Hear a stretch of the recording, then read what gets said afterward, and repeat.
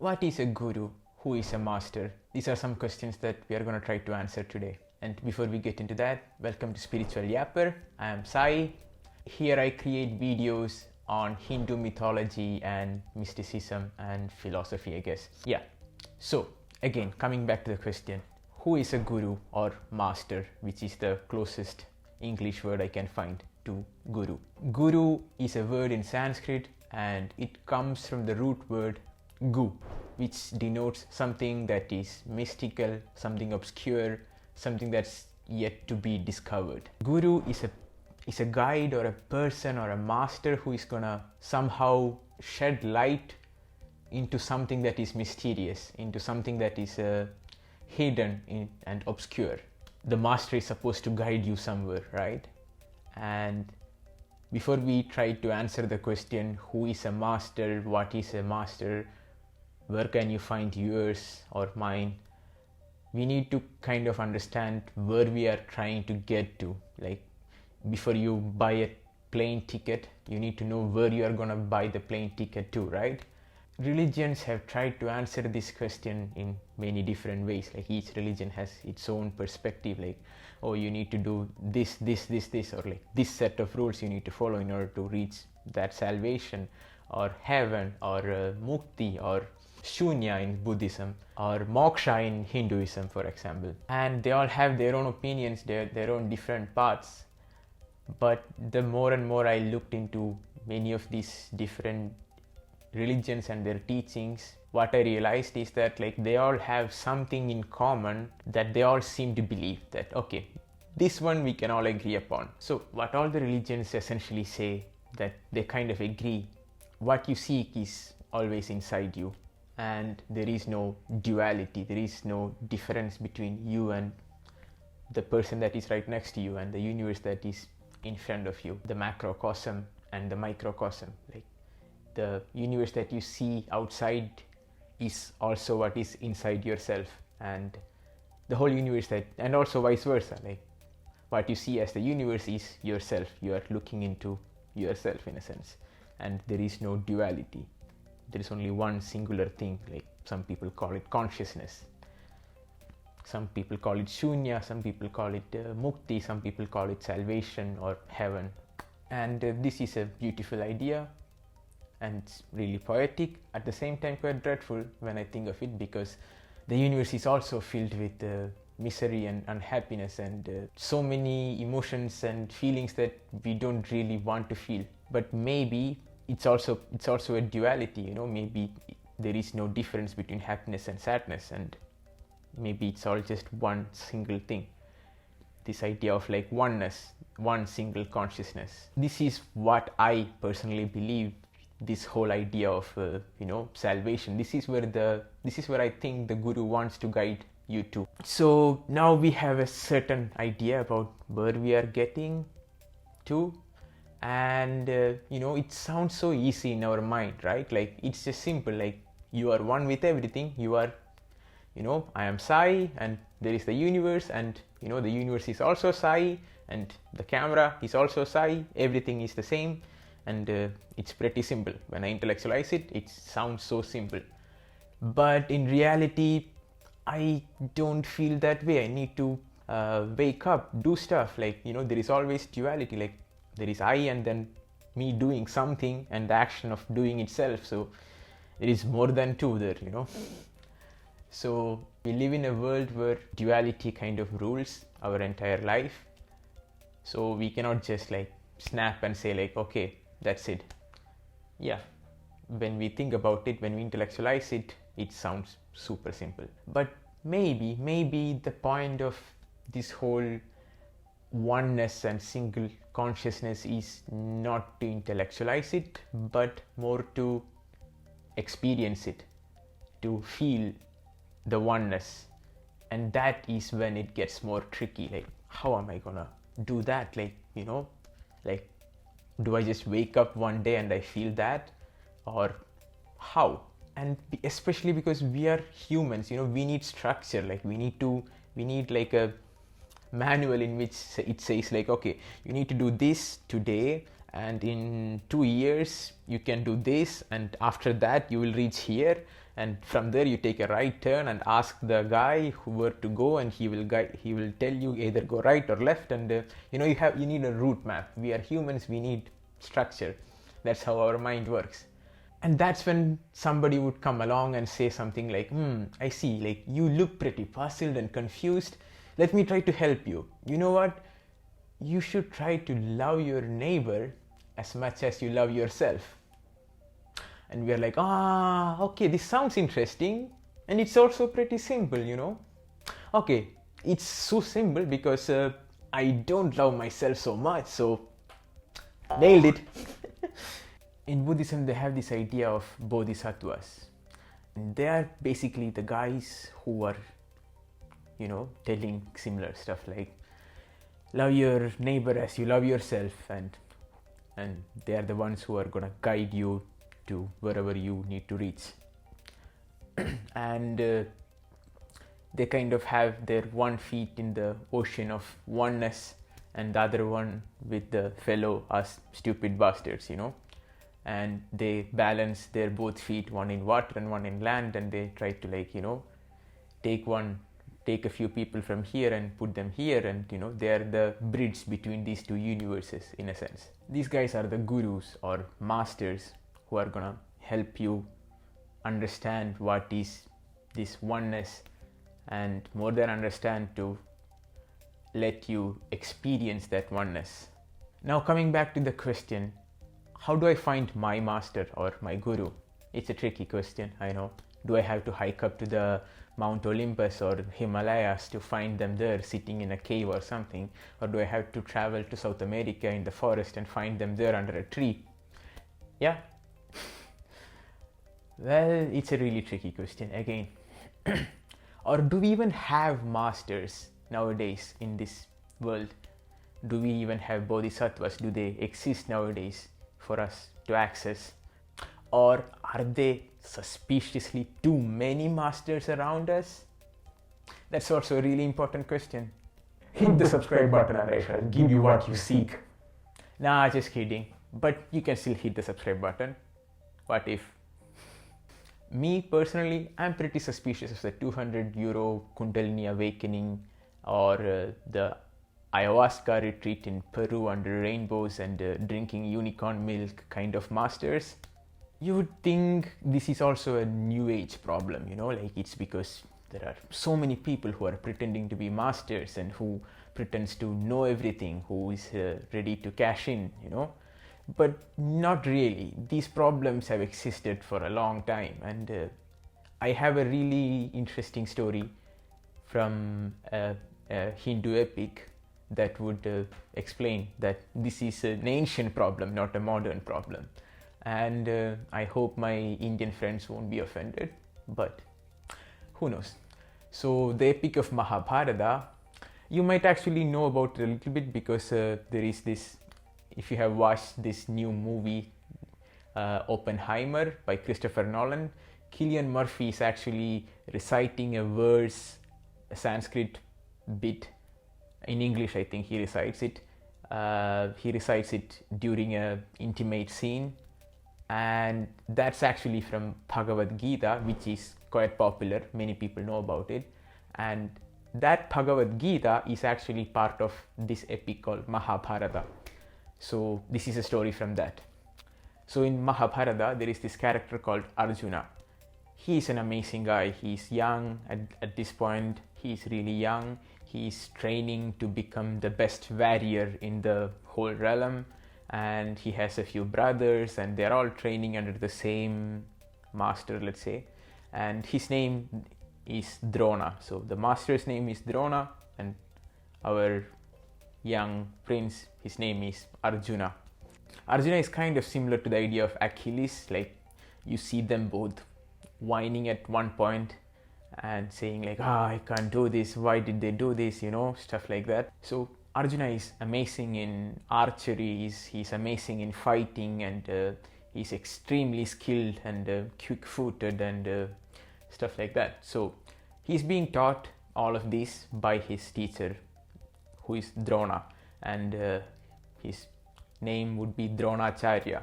Dronacharya always told Arjuna that you are my best disciple, you are my best student, nobody will ever equal you, and you are the most beautiful, amazing student of mine. So of course Arjuna likes it, so he's the one who is groomed to be the best of the best. What you also need to know is that Arjuna and Dronacharya and all these guys, they are from high families, high bonds, let's say.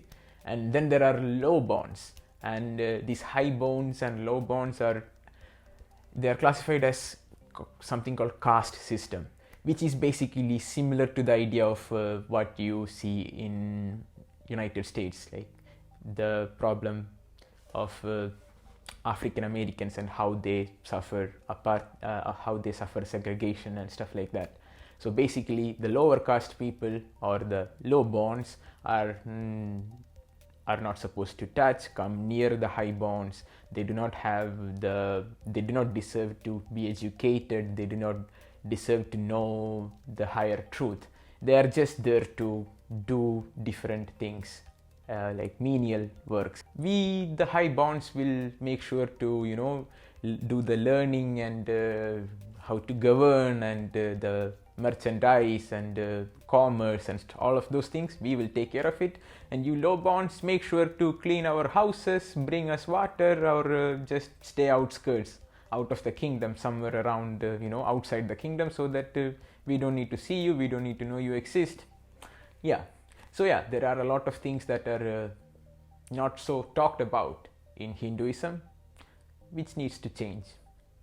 So Dronacharya was approached by a young prince, but this prince is a tribal prince. A tribal prince is somebody who is a low bond, basically. He is a prince, but he's still the prince of the low bonds, like he's the prince of the poor people, let's say. And he comes to Dronacharya and says like, oh look, you are an amazing teacher, I have heard so much about you, I need to learn archery from you, I need to be your disciple, I want to be your student, and I want to learn everything from you. And Dronacharya looks at him and says like, but how can I teach you? You are a low born, you do not deserve to know these kind of techniques, and that too from me. How can I teach you? You are a low born. So he basically says, I'm not gonna teach you anything, like bye bye, see ya, all the best.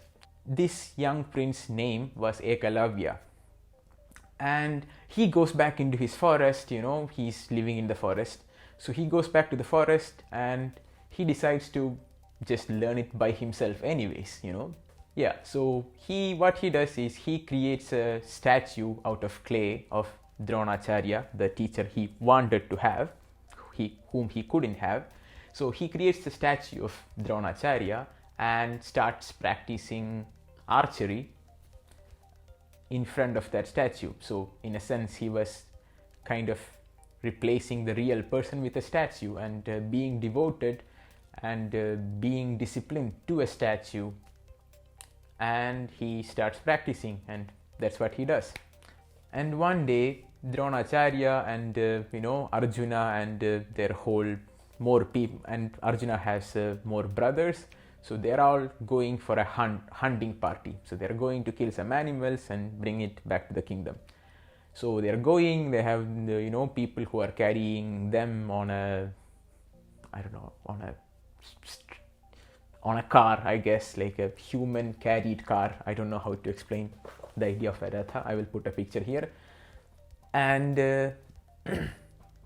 they also have some dogs. You're on a hunting party, you need some dogs to smell the animals or bring them once you shoot them down. I don't know why they have a dog, how it worked back then, but they had a dog. That's the important bit. So they're going, and once they reach the forest, the dog goes around, walks around and stuff, and the dog actually ends up meeting Ekalavya, who is actually practicing in front of the statue of Dronacharya how to aim properly and everything. And as soon as Ekalavya saw this dog, the dog started barking, of course, and Ekalavya was like, oh okay. What he does is he starts shooting arrows into the mouth of the dog, and in a split second he shoots 7 arrows directly into the mouth before the dog could close the mouth. And the dog, I don't know if it was in pain or not, it didn't mention, which is sad, but anyway, the dog goes running back to Dronacharya and the hunting party. Oh, I think I actually made a small mistake. Dronacharya was not on the hunting party. It was just Arjuna and the rest of the guys. Yeah, Dronacharya was not there. Anyway, the dog came running back to the hunting party and everybody was like, oh shit, what, man, like, you know, who can shoot 7 arrows into the mouth of a dog before it closes it? Like, who is that skilled? Like, Arjuna is standing right next to me. Like, I definitely didn't see him shoot that. So who is so skilled? Like, who is so much more skilled than Arjuna? So Arjuna was definitely jealous. He was curious. So him and the whole team of them, they started searching for this mysterious person who shot 7 arrows into the mouth of a dog. And they come and they see Ekalavya practicing in front of the statue of Dronacharya, and they basically gather information. They get the intel and they're like, oh, okay, fine, this is what's happening. I'm totally fine with it, you know, no problems at all. I'm such a chill guy. Yeah. Then he goes back to Dronacharya and says, you know, this is the part where I, like, you know, feel the comparison between the Achilles and Arjuna. He goes back to, you know, this is like the time when Achilles calls like, oh mother, why did the Agamemnon take my prize braces? I think that's the name. I'm so bad at pronunciation. But yeah, anyway, this is a parallel, I guess. Anyway, Arjuna goes to Dronacharya and says, oh look, come on man, like I'm your favorite student, like you said I'm the best, like nobody's gonna rival me, and yet look at this dude, he shoots like 7 arrows in a split second into the dog's mouth before the dog could close the mouth. Like, this is not looking nice, like this is not what you promised me, you know. So Dronacharya was like, okay, fine, let's see what I can do, you know. He thought about it a bit and he was like, okay, let's go. So Dronacharya took Arjuna and went to where Ekalavya was practicing, and he was like, oh, so you are practicing with me. All this time you have been practicing and, you know, taking lessons from me. And Ekalavya was like, yeah, thank you for teaching me, you know, like I am practicing, and thank you for being of help and teaching me how to shoot arrows and everything. Yeah, so in so many ways, well, this whole conversation is like filled with red flags, but let's not go into that. Anyway, Dronacharya was like, yeah, thank you, you're welcome, that, you know, like, yeah. So what about the fees now? Like, you know, for like in Indian tradition, when you learn something, you need to give something in exchange for getting that wisdom. You need a token of respect, and this is called dakshina in Sanskrit. So what is your dakshina for me? Like, what is the fees that you are gonna give? And Ekalavya says, like, I do not have much, you know, I'm from the tribal community, I don't have many wealth, I will offer you whatever you ask. And Dronacharya was like, you know what, I want your right thumb, the one you shoot the arrows with. And Ekalavya, surprised, but was like, yes, sure, like you are my master, you are the one who taught me all of this, so I shall give you my thumb. And he chops off his right thumb and gives it to Dronacharya. And yeah, that's when Arjuna was like, okay, I am more chill now because he cannot shoot arrows anymore as good as I can. And yeah, this is the story that I wanted to tell you. So this is a story of a guru, and he had 2 disciples in a sense. And you know what, judge it for yourself, think about it, intellectualize it, think about it, use your own intuition and intelligence, and take what you want from this story. So as you can see, finding the right guru was an ancient problem, not a new age modern problem at all. But the good news is, this is not the only story I wanted to tell you about masters and gurus. I'm not gonna leave you confused and desperate and hopeless. Maybe a little bit confused. That's the healthy amount of confused. But another story that I want to tell is also about a teacher. Not so much of a story, but more of an analogy actually. And a disciple or a student is like a flower, and once the flower blooms, the bees will come to pollinate the flower. The flower doesn't go looking for the bee. It doesn't say, have a poster saying, I am a flower, I have bloom, and now you can come and pollinate me. No, the bees will come to the flower to pollinate it, and there is no flower that goes unpollinated. And what if there is this one single flower in the top of a mountain that is, all alone without any bees around, so up high in the mountains? That's when the universe will, conjure up one particular bee and will send to that one particular flower that is there sitting alone, bloom, but without a bee to pollinate it. And that's when the universe will send up one particular bee to pollinate that one. Just like that, when you are ready, when a seeker is ready to be pollinated, the guru will come. The guru will come no matter what. The universe will send you a guru in one form or another so that you can be pollinated. So you need to trust in that universe, that there is somebody out there, and you just need to bloom. And when the time is right, that bee will come and pollinate you. That guru will come and show you the wisdom and show you the path. And until you bloom as a flower, the guru would still guide you unseen by closing some doors or opening some other ones. Or he or she might send you a really toxic ex who would introduce you to Tai Chi or feeding pigeons in the park. Who knows, And these are small things that matters. And until then, what can you do to bloom yourself? That's a really good question that I will also try to answer. And you can also think about it yourself and see if it resonates with you. If not, throw it away. If it resonates, take it. And the best thing to bloom like a flower so that the bees can come and find you is to be honest with yourself. Accept your limitations and limitlessness. Be kind to yourself and to your neighbor. If you can't be kind, then accept that instead of trying so hard to change it.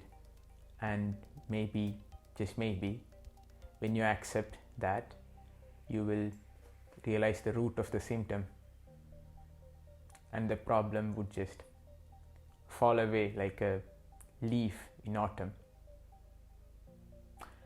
Yeah, I hope I answered your questions and brought you some confusion or clarity. I don't know.